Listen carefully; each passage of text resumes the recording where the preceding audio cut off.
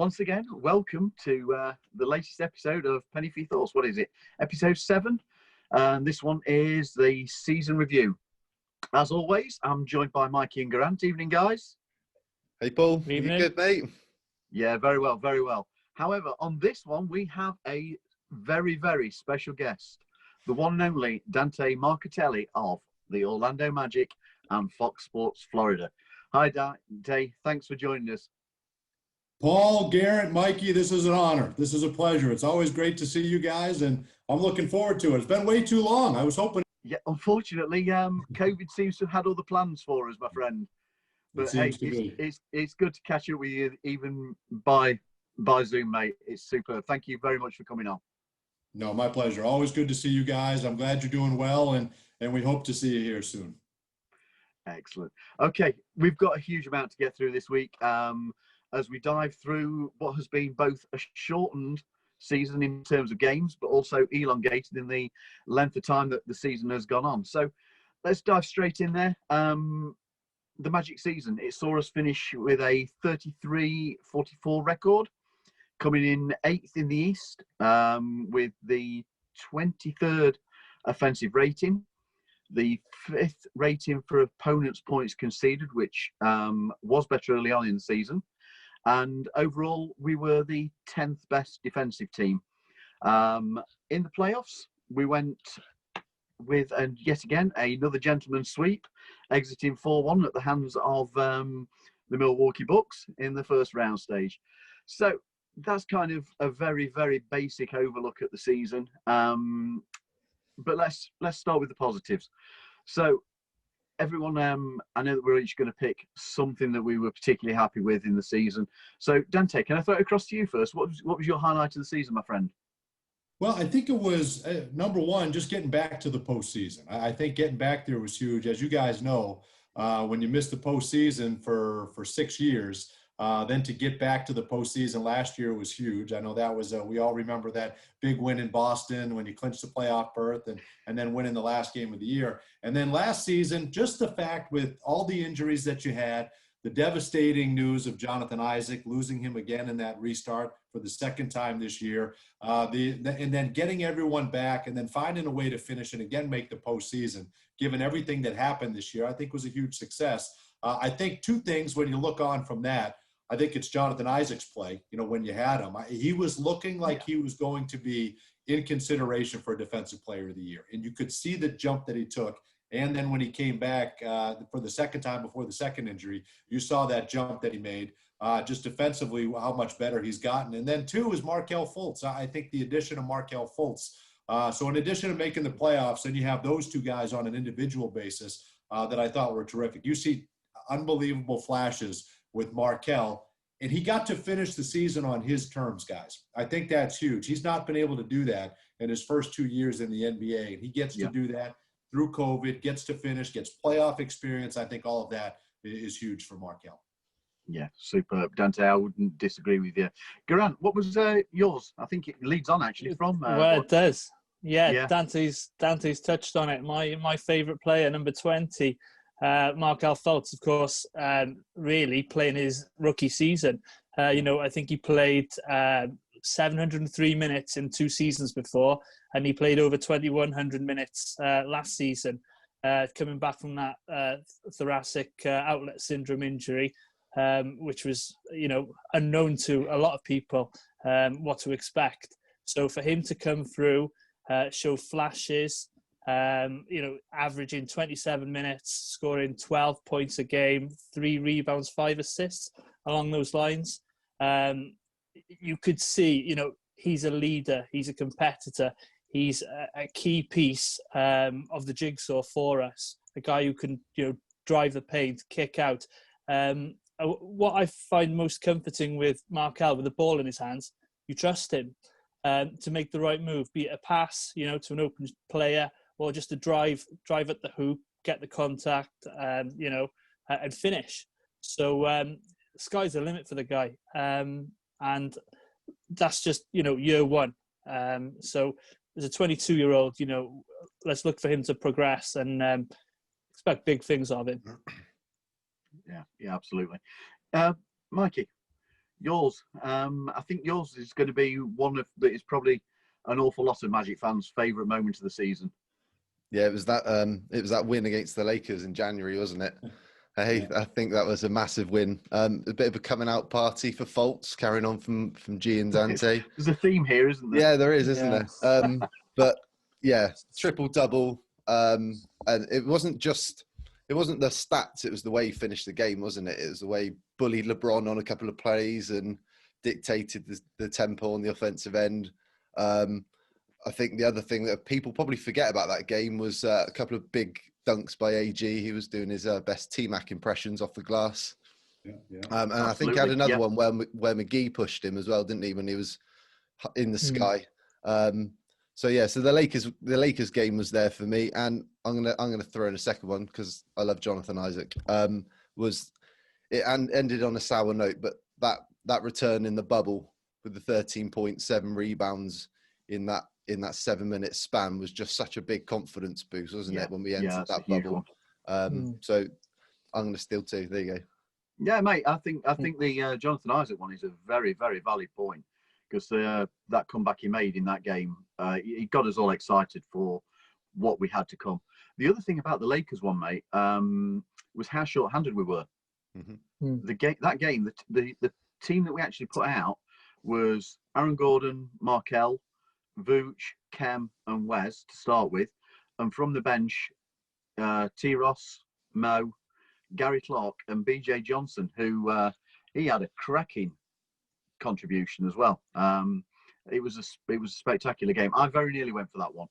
I went for something slightly different. I went for the comeback road win in February at Brooklyn, where we were 13 points down at the half. We'd only scored 41 points in the first half. Throughout the third, we went to, I think it was 19 points down. And the thing that changed it was Vooch's rant and the team reaction to that rant in the third. Terrence Ross and Vooch got us rolling on the offence. MCW and Mo Bamba fought for absolutely everything on defence. And in that fourth quarter, Aaron Gordon actually showed us the player he can be. It was an absolute masterclass. He was passing the ball. It was great decision making. He had some fantastic shooting. His positioning, rebounding, and the athletic ability. And in those final 3 minutes, the assists, he hit 2 huge shots, including a step back 3. And then there was the clutch rejection from LeVert. It was superb. In the final 3 minutes, I think he was involved in every play. Finished on triple-double as well, I think it was. Was it triple-double he got that night? Certainly 27 points and 10 rebounds. I think he might have dropped short on the assist thinking on it. But that was the one for me because it just showed the team spirit that we can have. And it was a shame that we didn't see that replicated when we came to the bubble. I just want to say that was one crazy block right at the end of that. How long did he hang in the air for? It felt like an eternity. And it was during a critical time, guys, as you remember, because they just were going through a little bit of a struggle and then kind of started to find something. And they needed to get that win, for positioning in the playoffs. And they found a way to fight back. And you're right, Vooch got on them, so showing signs of leadership, and then guys responded. And Aaron Gordon just absolutely dominated the final 2 minutes of that basketball game. You're exactly right, with a huge block. And that was just incredible. And that Laker game, we met Gary Clark that day. We meet Gary Clark that day. He just joined the team. Yeah, absolutely. I forgot that day. Yeah. Yeah, drills his first 2 threes, and you're going, whoa, wait a minute. And George Galante, who travels, does PR and travels with us as well. We're looking at each other after BJ Johnson comes in and knocks down a 3, and then gets that big steal and tomahawk dunk in transition. We're looking at each other saying, he might be able to do this. This is incredible. So yeah, those were definitely 2 highlights. Those are great picks. They must have been fantastic to be there, Dante. It was. The Markelle thing was great because, that's the guy has been through so much, as you mentioned, the thoracic outlet syndrome, and you know what kind of guy he is, and you know how hard he's worked just to even be on the floor. You saw the training camp that he had. We saw kind of the preseason and getting a little more confidence, and then to put it together on that stage in LA undermanned, as you said, Paul, with all the guys that were out of the lineup, and then to find a way to do it was just incredible. And then just kind of the look of almost satisfaction and fulfillment at the end of the game, and then they're dumping water on him, at the end. That was just it was a lot of fun to see. Now, remember, he cramped up there in the last 30 seconds, I think, minute of the game. He played so hard, and he didn't get to finish that game on the floor because of those leg cramps. But he was just, but the game was in hand at that point. But yeah, you're so happy for him because he's worked so hard and overcome so much. Yeah, absolutely. Yeah, absolutely. The other one I think was very notable as well was the road win in Houston on March the 8th, which again was incredible performance. I think we were all a little annoyed at how and I don't expect you to comment here, Dante, at how the Houston commentary team were quite disrespectful, calling us a mediocre team. Oh, really? Okay. No, I didn't hear all that. Okay. At that point as well, we got one of the best defenses in the NBA. The ratings were, and they actually called us that they were getting beaten by a mediocre team. So I think as fans, that was quite satisfying to see us beat them that night. That was quite satisfying. I remember they beat them quite handedly. Yeah. But you know what, guys, as impressive as that was, how big was that win in Memphis? The last game we ended up playing.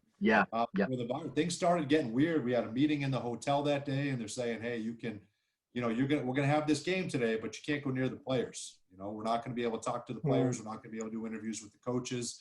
We're going to ride the same bus and ride the same plane, but we can't talk to them. It was just kind of trying to figure everything out. It was kind of weird on the fly, but and then to just not have much of anything. It was the end of a trip.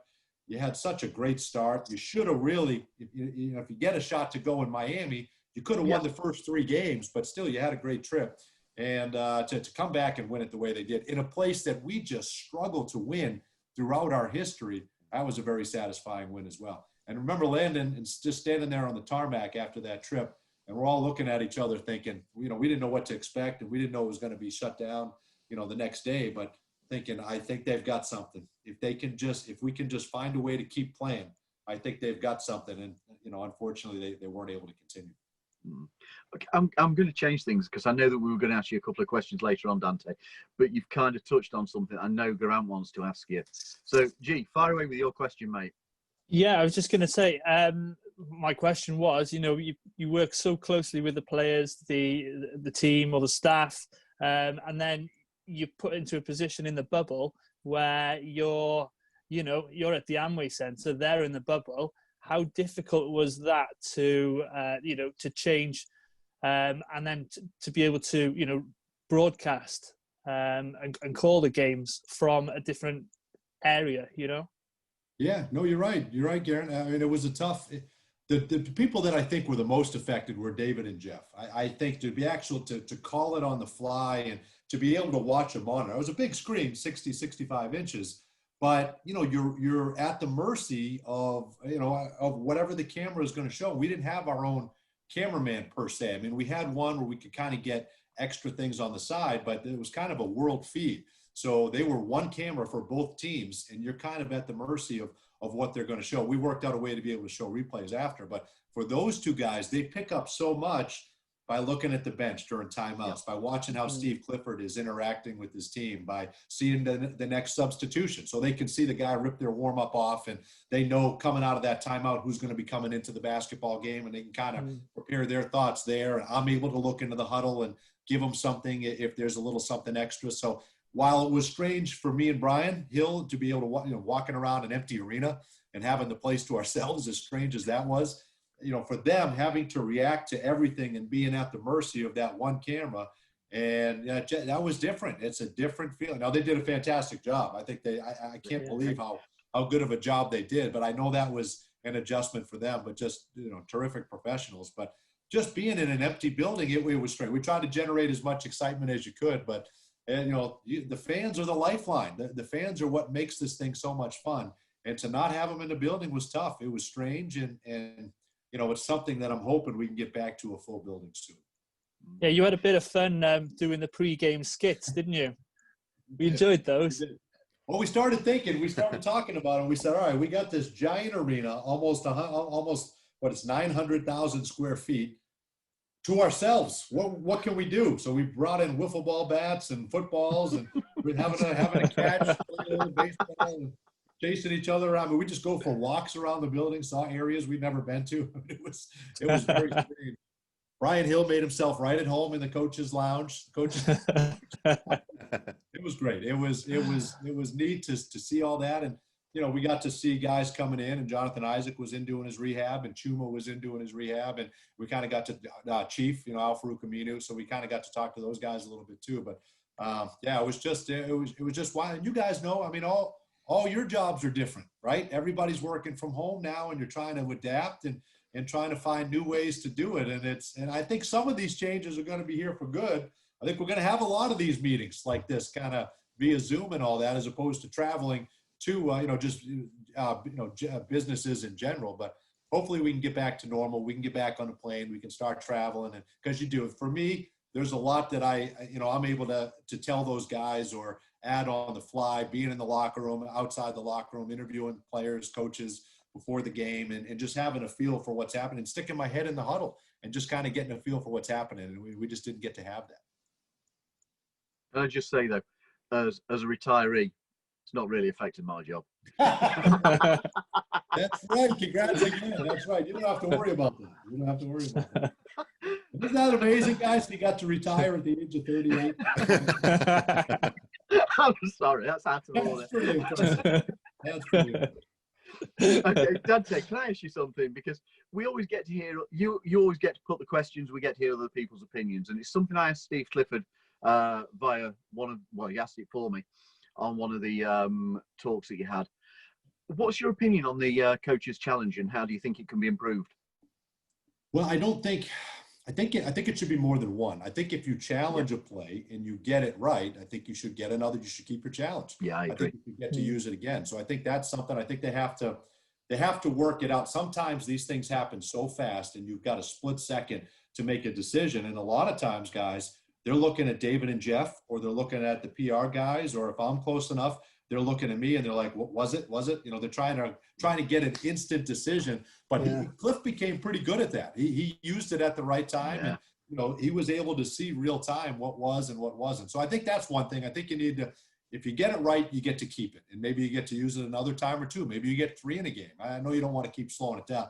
The other thing is it's got to be faster. I mean, if you put the headset on and you look in 30 seconds, you can't make a call, you have no idea, then you stay with the call that's on the floor. I think that, to me, would be a direction they go. So I know they're talking all this. I know they're trying to fine tune it. I think there's like 2 or 3 coaches that run the thing, and if they decide they like it, it stays. If they don't, it goes. But I think there's so we'll see what the future of it is. But I think I'd like to see them keep it. I think there's something there. But I think if you make those 2 tweaks moving forward, I think that could help a lot this year. Did you guys like it? It was something different. Yeah, absolutely. I did. Bit like the NFL, the coaches challenge through a flag. If something's not right, you can stand up and actually, challenge it.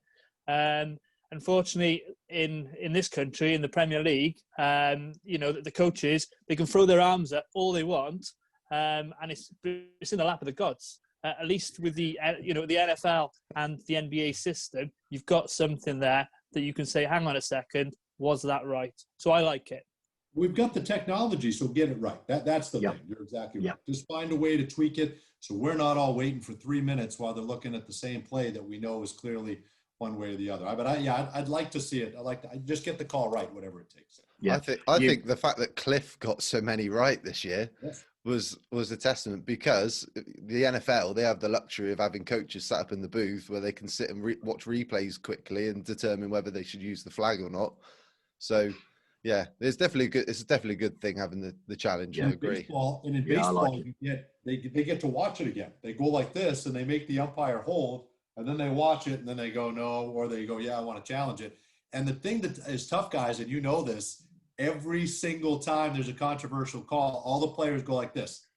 They want to review every play. So you, as a coach, you have to be careful, because you only get one challenge. And that, to me, is where he does his best job. Yeah. Mikey, fire away with yours, fella. My question for Dante is, who's your favourite player to work alongside with, interview or hang out with on on the team plane or the hotel? Who's your Before guy you on the current roster? On the current roster. Well, I've gotten to know. They're all great, by the way. I mean, it's fun interacting with all of them, and we don't get to see them a ton just because their schedule is so tight. And guys, I tell you, 15 years ago, 20 years ago, I was about the same age as all these guys, but now they're all coming in younger. I could be the fathers for a lot of these guys. I've gotten to know Nick Vucevic really well, and I think all the interactions with all these guys are great. But whenever I see Vuce, we kind of chat for a minute or two, and just you're just from him having been here so long, and you kind of have a history, and you get to know these guys, and you get to know their families, and so I think whenever I bump into him, it's always a pleasant interaction, and it is with everyone else. But I've he's a funny guy. He's really dry. He likes to crack jokes. He'll get on guys in the locker room. DJ is another one. DJ is fantastic. The things that he says to guys in the locker room is outstanding.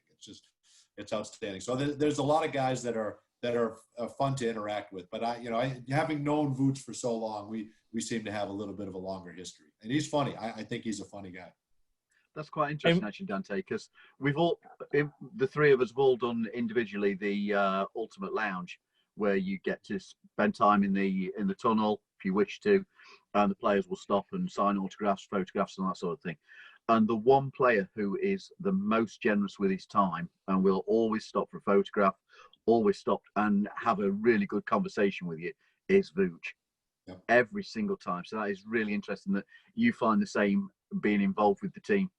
Well, I do, and I think, and that's interesting. Thank you for pointing that out, because I think that's very, very interesting for fans to hear that from you guys. And I think you're absolutely right. And they're all very gracious with their time, but I think him having been here the longest, he's just so invested in this community, and he understands it. And he's a regular guy. He's not caught up in in kind of all the stuff that the NBA life can give you or do for you. And he enjoys playing the game, and he enjoys the fan interactions and all that, and a lot of these guys are like that. I tell you, a guy that I've gotten to know since he's come back to Orlando is Hedo Turkoglu. I spent a lot of time with him, obviously, when he was playing, but you walk around this town still to this day, and everybody, Turk, and Vuce is going to be one of those guys. If he stays here in this town, and we expect that he will, and continues to have a home here, people love interacting with him, and he's genuine. He's the real deal. So I think we're very fortunate. And coming off a center that didn't want to be here, to have a guy that does, I think is fantastic, and fans should really appreciate that. Or as Paul calls him, Hedu. Oh, I knew that was coming. I just cannot pronounce that guy's name. Always get it wrong. Dante, let's just say. I don't think he can say any of yours. You're fine. Let's just say Paul has a bit of difficulty pronouncing some players' names that you make. Hey? That's great. Go on, tell. We all know Mr. Oladipo. No, Oladipo. That's another one. Victor Oladipo. How about Chuma? Do you have Chuma down? Say again, Dante. What do you have Chuma down? Do you know how to say his name? Chuma Okeke? I'll practice. I'm getting the feeling I will have to learn, because he's going to be interesting next season. The guy's going to be good. I think he's got good prospects. Now I'm going to move on before we embarrass me anymore. So I want to ask, how do we feel the season went? Do we feel we've progressed from the 18-19 season, or did we take a back step? Grant? Well, I think we made strides in certain areas. I think, last year you were the 7th seed. This year you were the 8th seed. So you could argue, you kind of took a step back in seeding, but you look at the injuries. This team was decimated with injuries, and whereas the year before you were virtually injury free. I mean, you were able to get through the whole year without any issues, and you were working in a new starting point guard.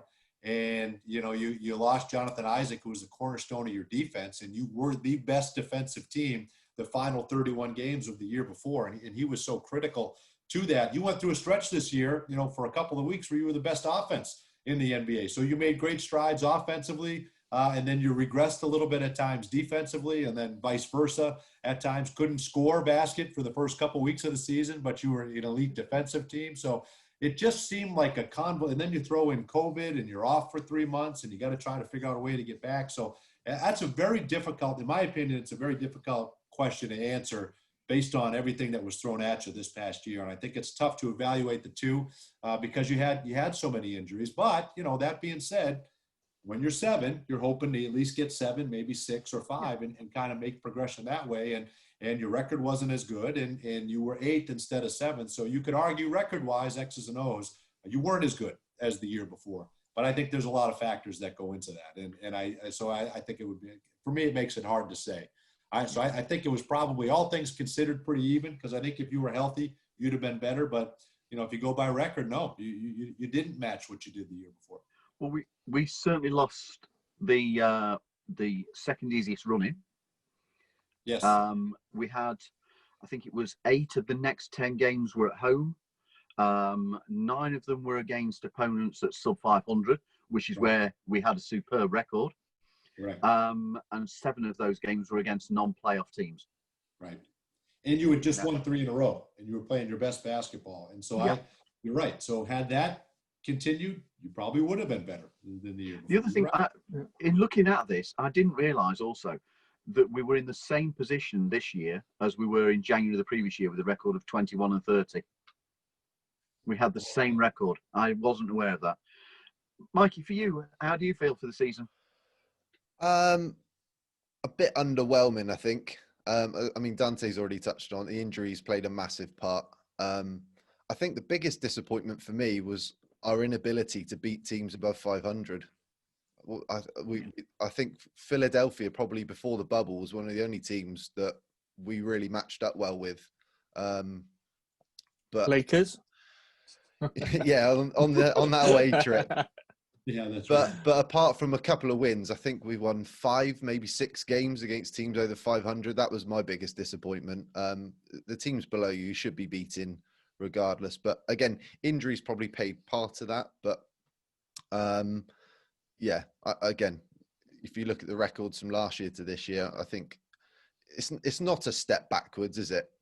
When you consider the players we've had missing and looking ahead to next season with Isaac probably not going to be appearing, then yeah, it's a bit underwhelming, but I'm not too surprised. For you and I, Mikey, because I know before the season started, you and I were having conversations about could we actually push for home court advantage. So perhaps that's where some of the underwhelming feeling comes from, that we didn't reach the heights that we felt we could. But there's so many factors that have attributed to that. But if you think of the feel-good factor we had coming off the playoffs last year, again, we started the season slowly, didn't we? So if you thought, if we'd have got off to a better start, it'd have been a completely different season, wouldn't it? So, yeah, I think maybe that's another disappointment, really, was the fact that we got off to another slow start. So maybe that's something we've got to look at next season, because that's 2 years in a row, isn't it? We're playing catch up as the season goes on.